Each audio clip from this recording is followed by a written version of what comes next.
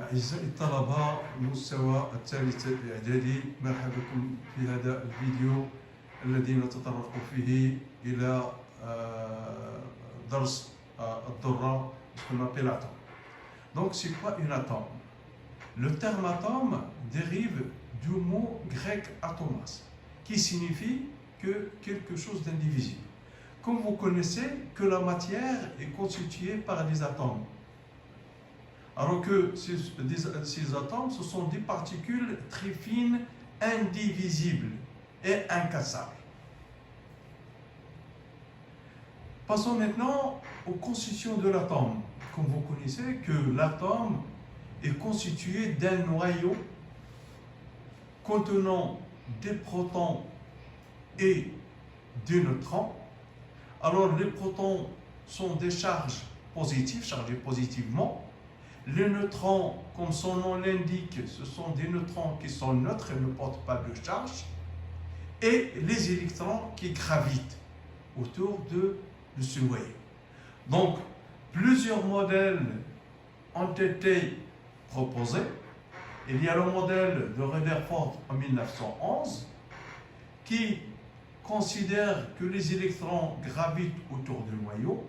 Et c'est un modèle, ce qu'on appelle le modèle planétaire, dans lequel les électrons tournent autour de noyaux.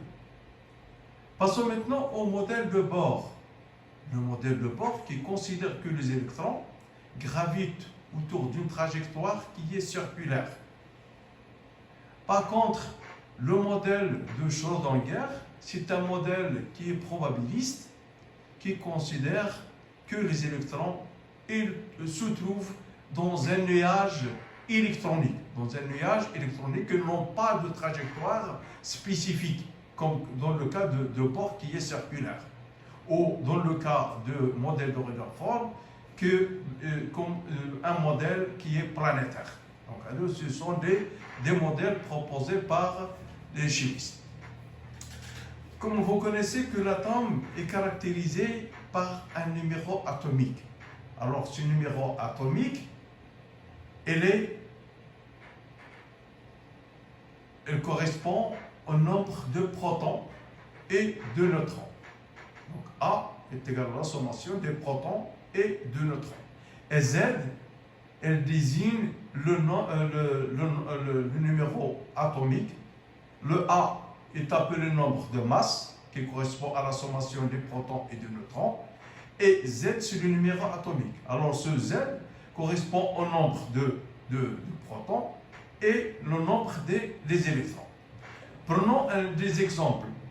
C'est le cas par exemple de l'hydrogène, le carbone, l'azote, l'oxygène et le soufre. Donc le symbole de l'hydrogène c'est H. On le schématise dans ce modèle par un cercle blanche. Pour le carbone, c'est par un cercle noir. Pour l'atome d'azote N, ou bien l'azote devient le N, c'est le nitrogène, par une couleur dans son modèle, par une couleur bleue. L'oxygène O, donc il a un modèle d'un cercle d'une boule rouge, et pour le soufre, S, par une boule qui est jaune, et pour le chlore, vert. Donc, ce sont des symboles avec des noms. Passons maintenant aux ions, parce qu'on a vu déjà l'atome, les constituants de l'atome, les neutrons, les protons, les électrons. Maintenant, on va passer à l'atome. Et connaissons que l'atome est électriquement neutre. Pourquoi il est électriquement neutre? Parce que le nombre de protons, de charge positive, est égal au nombre d'électrons de charge négative. Passons maintenant aux ions. Avant de connaître les ions, il faut définir c'est quoi un ion. Un ion, c'est un atome qui a perdu ou qui a gagné un ou plusieurs électrons. Donc un atome, c'est un ion qui a perdu ou bien qui a gagné des électrons. Si l'atome a perdu des électrons, on appelle cet ion, c'est un cation. Ou bien, si l'atome a gagné des électrons, on l'appelle un anion. Donc l'ion, il peut être soit un anion, soit un cation. S'il est chargé positivement, on l'appelle un cation. S'il est chargé négativement, on l'appelle un néant. Donc, un exemple d'un anion, c'est le cas par exemple de chlore. Du chlore, donc dont son Z est égal à 17, donc ça veut dire qu'elle possède 17 protons et 17 électrons. Donc cet atome de chlore, il est capable de gagner des électrons. Donc s'il gagne un électron, ça veut dire, à votre avis, combien d'électrons elle aura? Donc elle aura 18 électrons. Mais est-ce que le nombre de protons change? Il ne change pas. Donc il a 18 électrons, 17 protons. 17 protons. Mais pour l'atome, comme vous le voyez, l'atome de chlore, on sait que l'atome est électriquement neutre. Donc le nombre d'électrons et le nombre de protons sont égaux. Donc 17E moins 17E, c'est 0. Donc l'atome est électriquement neutre. Contrairement à l'ion. Donc l'ion chlorure, vous avez 17 protons, mais vous avez 18 électrons. Donc la charge, vous avez une charge moins E. Moins E, c'est pour cette raison que vous trouvez que dans le chlore, il a gagné un électron, donc il porte une charge Cl-. Donc traduisons le passage de l'atome du liant. Donc le chlore avec une charge nulle, plus un électron, il donne un ion Cl-. Donc là, on appelle un anion. Donc un anion, c'est un atome qui a gagné des électrons. Donc passons maintenant au cation. On sait qu'un cation, c'est un atome qui a perdu des électrons. C'est le cas par exemple de l'aluminium. Comme vous constatez sur sa dernière couche, vous avez 3 électrons. Donc c'est une couche qui est insaturée.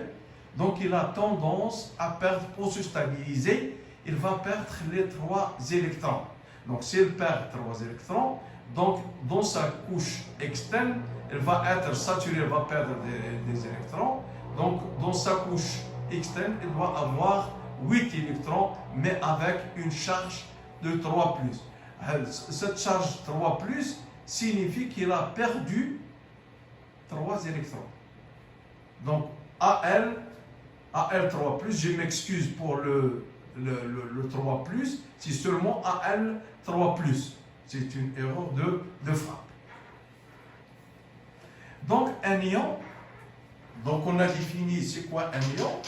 C'est un atome qui a perdu ou bien gagné des électrons. S'il a perdu des électrons, on l'appelle un cation. S'il a gagné des électrons, on l'appelle un anion. Donc dans cet ion, qui peut être cation ou bien anion, il peut être soit monoatomique ou bien polyatomique. Ça veut dire quoi monoatomique? Monoatomique, ça veut dire qu'il possède un atome. C'est le cas par exemple de chlore, c'est L-, de sodium Na+, de potassium K+, de l'oxygène O2-, ou bien du liant Al3+, liant aluminium. Ce sont des ions simples, on l'appelle monoatomique. Passons aux ions polyatomiques. Comme le nom l'indique, poly, ça veut dire plusieurs atomes.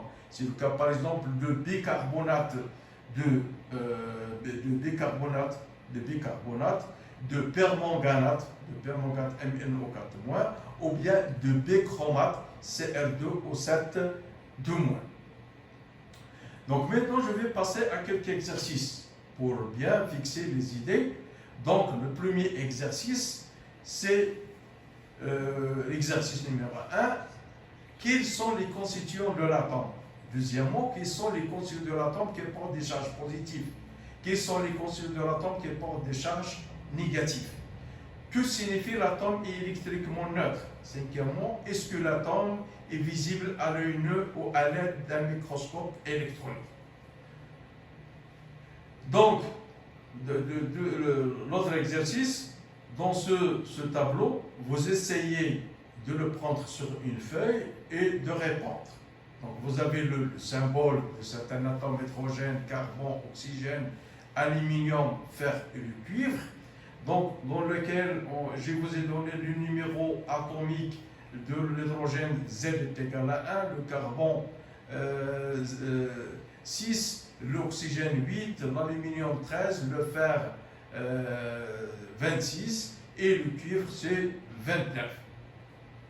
Donc, je vous demande de donner le nombre d'électrons, le nombre de la charge du noyau, la charge des électrons et la charge de l'atome.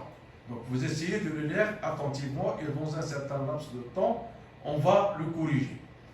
L'exercice 2. L'exercice 2, l'atome de fer a pour numéro atomique Z est égal à 26. Il peut perdre soit 2 électrons pour donner l'ion fer 2, soit 3 électrons pour donner l'ion Fe3. Donnez la formule de Fe et de Fe2 plus Fe3. L'atome de fer, c'est la formule de l'ion fer 2, fer 3, nombre de charges positives de le noyau, nombre des électrons et la charge électrique de l'ion en fonction de. L'exercice 3. L'étiquette d'une bouteille d'eau minérale contient les informations suivantes, exprimées en milligrammes, telles que le calcium, CaD+, le magnésium, Mg+, le sodium, Na+, le potassium, K+, et le bicarbonate HCO3, avec des compositions minéralogiques données de ces ions. Je vais essayer de faire les corrections des exercices d'application. Le premier exercice, quelles sont les constituants de l'atome? La réponse, les constituants de l'atome, c'est l'atome est constitué d'un noyau autour duquel gravitent les électrons. Donc le noyau est constitué d'un noyau et des électrons. La deuxième question, quels sont les constituants de l'atome qui portent des charges positives? Vous connaissez que le noyau est constitué des protons qui portent des charges positives et des neutrons. Donc, les constituants de l'atome qui portent des charges positives, ce sont des protons. Troisièmement, quels sont les constituants de l'atome qui portent des charges négatives? Donc, les charges négatives, ce sont les électrons. Quatrièmement, que signifie l'atome est électriquement neutre? On a dit que l'atome est électriquement neutre de fait que la somme des charges positives et des charges négatives sont égaux, que le nombre d'électrons et le nombre de protons sont égaux. Donc leur charge est nulle. On dit dans ce cas que l'atome est électriquement neutre. Cinquièmement, est-ce que l'atome est visible à l'œil nu? Non. L'atome n'est pas visible à l'œil nu, mais la réponse, on peut le voir à l'aide d'un microscope électronique. Donc, je passe à l'exercice suivant. Donc, qui vous dit de donner les symboles des différents éléments, tels que l'hydrogène, c'est H, le carbone, sa formule c'est C, l'oxygène c'est O, l'aluminium c'est Al, le fer c'est Fe, le cuivre c'est Ce. Donc on a le Z, le numéro atomique de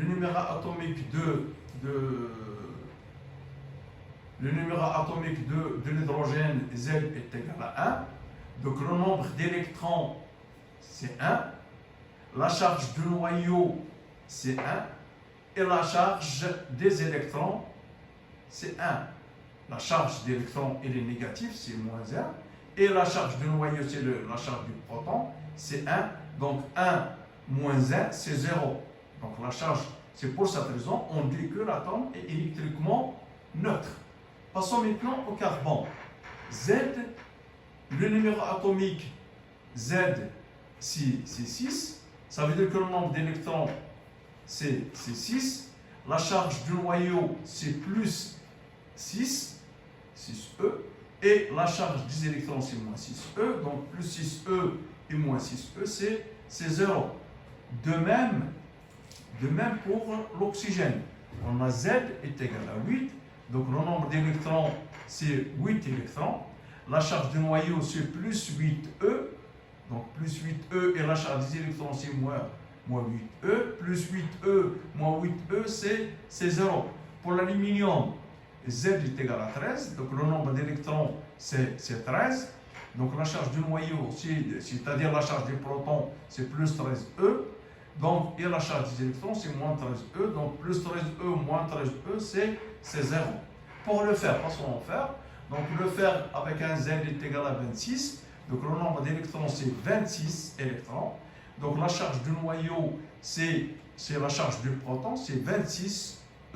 Donc, la charge des électrons, c'est moins 26E. Donc, plus 26E moins 26E est égal à 0. Pour le cuivre, Cu, et Z est égal à 29. Le nombre d'électrons, c'est 29 électrons. Donc, la charge du noyau, c'est 26E, puisque la charge des protons. Et la charge des électrons, c'est moins 26E. Donc, 26E plus 26E moins 26E, c'est 0. Donc, et dans la colonne de la charge de l'atome, on constate qu'elle est nulle. Ça veut dire qu'on dit dans ce cas que l'atome est électriquement neutre. Passons à l'exercice 2. L'atome de fer a pour numéro atomique Z est égal à 26. 26, donc 26, elle peut perdre soit 2 électrons pour donner l'ion Fe2+, soit 3 électrons pour donner l'ion. Donc pour le symbole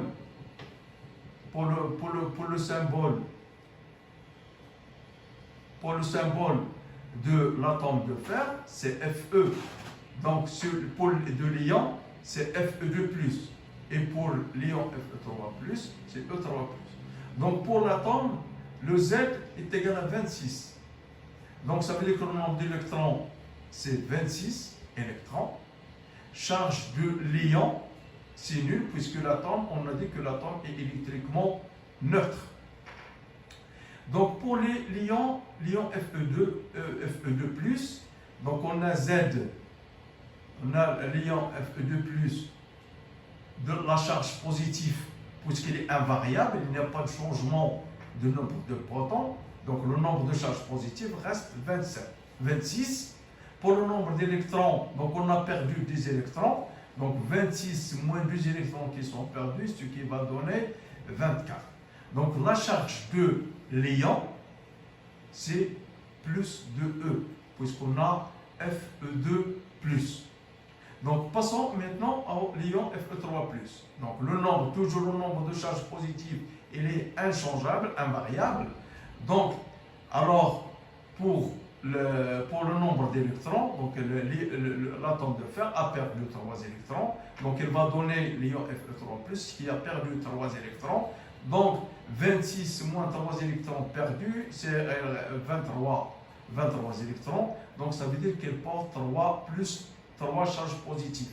Fe3+, ça veut dire plus 3 charges. Et merci de votre attention.